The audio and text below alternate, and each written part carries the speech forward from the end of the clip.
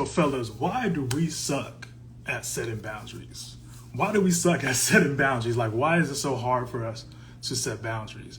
I've been getting this a lot as far as questions and, in my practice, and a lot of what I specialize in is working with men and mental health. And I've been running across the question a lot that, how to set boundaries, men setting boundaries. And also I'm asking myself, why do we suck at setting boundaries?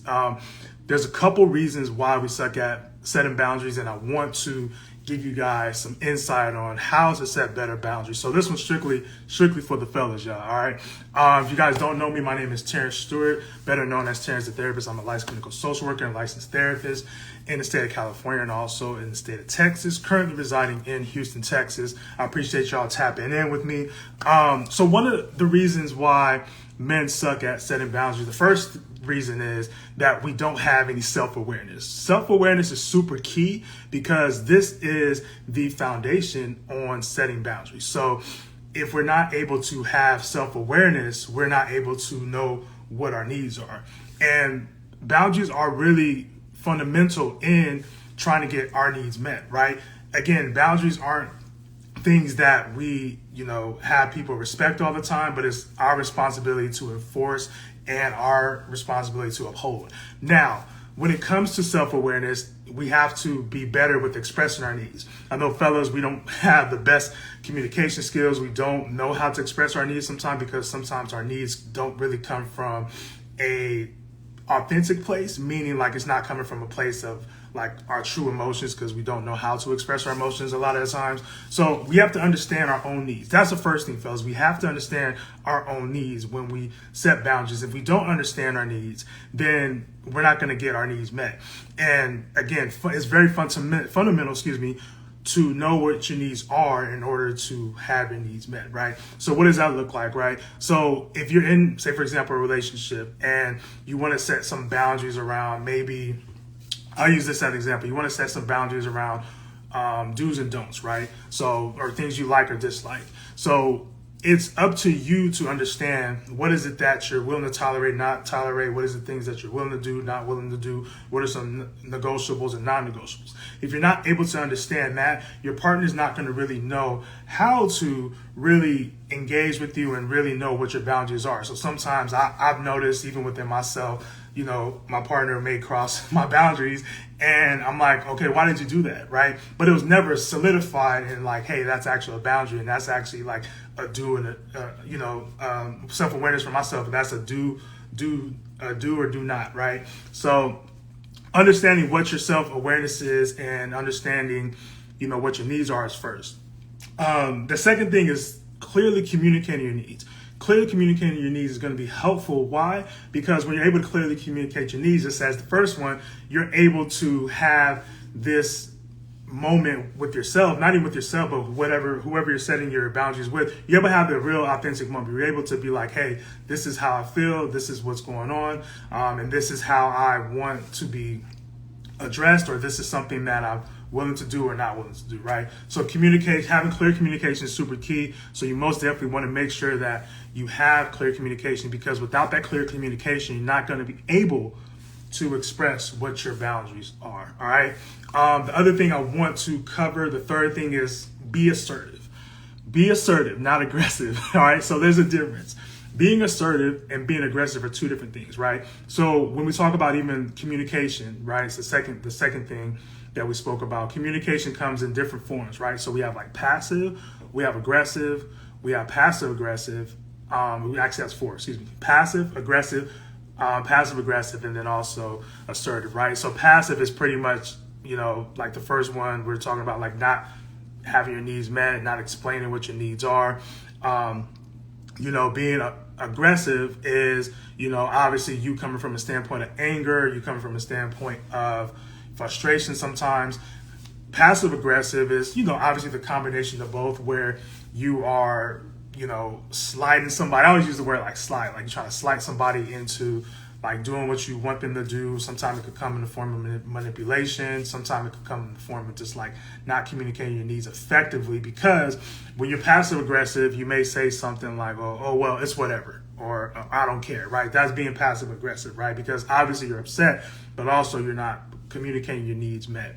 Now, assertive communication, what that looks like is, again, like communicating your needs, right? So you want to be assertive. So how can you be assertive is standing up for your boundaries and understanding and letting people know what your boundaries are. So you have to be assertive. You don't want to be aggressive. You don't want to be passive nor passive aggressive, because if you're any of those other three things, your needs are not going to be met. So you have to understand and ensure that, your needs are being met. Because if you can't, the first thing, again, like self-awareness, you can't have that self-awareness, you can't have good communication, and you're not able to be assertive in communication, it's going to be a very, very long road for you trying to set your boundaries, all right? The fourth thing I want to share with you guys is prioritizing self-care. So you want to prioritize your self-care. Why do you want to prioritize your self-care? Self-care is essential to your mental health. Self-care is important to your well-being. Self-care is important for you to differentiate the difference between you surviving and you thriving, right? If you're not able to stop and take care of yourself, you'll honestly be in a constant state of survival. Like, you're always going to feel like you're surviving. But if you can prioritize self-care, this is where you get to the standpoint of where you can thrive a little bit. You can thrive a little bit more because you're prioritizing your self-care. So prioritizing your self-care is super important, fellas. And I want you guys to key in on this, because we don't know how to take care of ourselves sometimes, and we don't know what self-care looks like for us, right? I will say this, women, you guys pretty much have, sometimes, like, you guys do a lot better at self-care than we do. And I want to kind of break that narrative a bit, because I feel like women, you guys do feel like I feel like you guys do have a little bit better insight on, like, you guys' needs and what you guys want, and you guys can prioritize your self-care. Fellas, we don't know what we want. We don't know what makes us happy. We don't know, what brings us joy. And sometimes that disrupts the self-care process, because it's like, okay, if I don't know what I like or what I enjoy, or, what maybe a hobby or something I have, then I'm not going to really know how to take care of myself. I'm not going to know what systems to put into play when we talk about self-care. I always tell clients, and I always tell folks that I talk to, make sure you prioritize self-care by scheduling self-care, right? So self-care, fellas, it don't have to be this whole lavish thing where you're going to the spa or you're going out, drinking or whatever. Sometimes, again, like, drinking may not be the best self-care, activity, depending on, like, if it's in excess, or if you are, like, drinking to, like, Coke, that's not the best way. But, there's healthy ways to utilize alcohol to help you relax, or, if you just having a beer and watching the game or whatever. But you want to, that's on the side note, but you want to prioritize self-care by scheduling self-care. So, for example, right, if you guys have your phone, I want you guys to, take your phone out right now. I want you guys to go to your calendar, and I'm going to give you guys a little activity. I want you guys, fellas, specifically you guys, women, you guys can do it as well too, but I'm pretty sure you guys may already have some self-care things already aligned. It's the beginning of the month, so take some time. I want you to pick 2 days. Pick 2 days that you're going to use to help prioritize your self-care. So what that means is, I want you to schedule a specific time and a specific day in which you are going to take care of yourself. I don't want you to try to squeeze in self-care. So, like, if it's a Friday, it's like, okay, well, I'm trying to figure it out now. You know what I mean? I want you guys to be really intentional about your time and be really intentional about the scheduling of your self-care. I don't want you to have it like a spare at a moment. I want you to look at your calendar, at least pick 2 days in which you're going to take care of yourself. And again, it doesn't have to be the whole day. It can be maybe an hour. But I want you guys to build up. Like, if it's 2 times a month, I want you to build up to do something every week. Every week, I want you to prioritize your self-care. Now, what I just gave you just now is a system to set a boundary, right? So what the boundary is going to look like, but if it's in your schedule, is you're going to have to tell people no. You're going to have to tell people, like, no, I can't do this right now. You're going to have to finesse your schedule around, your self-care, instead of, like, trying to have your self-care integrated into your busy life, right? So boundaries is super important when we're talking about self-care. Again, not only for the sake of, like, hey, I need to take care of myself, I'm going to be practicing self-care, but you also want to prioritize your self-care by scheduling your self-care. When you're scheduling your self-care, you set a boundary around that, right? And I feel like it's really super crazy. Sometimes we give, everybody else a lot of our time, but we don't give our time back to ourselves. So with this activity, I will encourage you guys to take back your time so you can take care of yourself. Obviously, we have to work, we have to like make money, we have to have some source of income, we have to make a living, right? But also too, you have to pour back into yourself, fellas. Like you have to pour back into yourself. If you're not able to pour back into yourself, then this is where the stress comes. This is where resentment can come, right? Because it's like, okay, why do I always take care of other people? I'm not able, and nobody take care of me. Well, it's like, well, nobody takes care of you because you don't know how to take care of yourself. You feel me? Like nobody's taking care of you because you don't really know what your needs are, right? You're always dishing out all your time and your effort to other people, but what's really your needs? You have to understand that, right? And going back to the first example is like self-awareness, understanding what your needs are, all right? I'm gonna give you this bonus one. The bonus one is very fundamental, so it's gonna be five things I'm gonna give you. The last thing is, and I already integrated with the fourth thing, is saying no. Practice saying no. Fellas, we don't have to carry the weight of the world on our shoulders.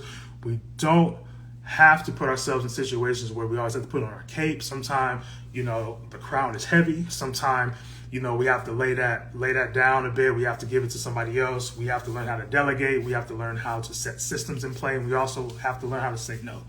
We have to learn how to say no because that's super fundamental. If you don't know how to say no, then that's going to hurt you in the long run. And that's going to be really integrated into all the other things I've spoken about before, is really learning how to say no.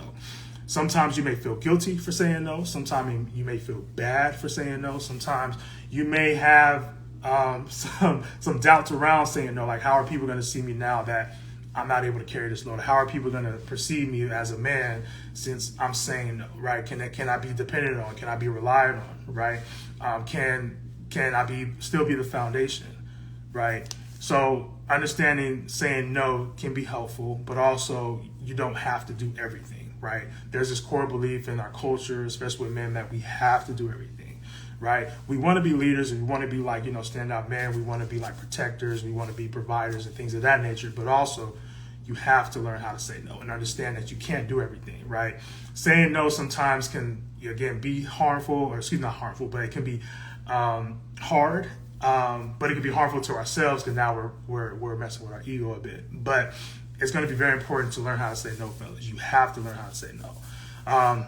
That's my time. I want to just thank you guys for tapping in. This is going to be a replay Instagram live for I'm gonna post it in some other platforms as well too. If you guys have not already, you guys check out the link in my bio. I have an ebook on when to start therapy. Right now it's a little sale going on. If you guys are tapped in, you guys most definitely want to subscribe to my YouTube. Make sure you guys check out all the links in my bio. I do 15-minute consultations as well too. I had a few consultations this week. So if you're interested in beginning therapy, if you've seen my comments, you're like, hey, actually, I feel like we're a good fit to work together, or you're a good fit to be my therapist. What I normally do is I have like a consultation with you first, and then we can talk about like if I'm a good fit or not based on like my expertise and your needs. If I'm not a good fit, and or if I'm not able to serve in your state, say for example, like if you're in another state, because I can only practice in California and Texas, what I'll do is in that time, I'll help you find a therapist. So I'll go through some resources. If you have insurances and things of that nature, we can try to figure out, what insurances may accept the type of therapist you're looking for, right?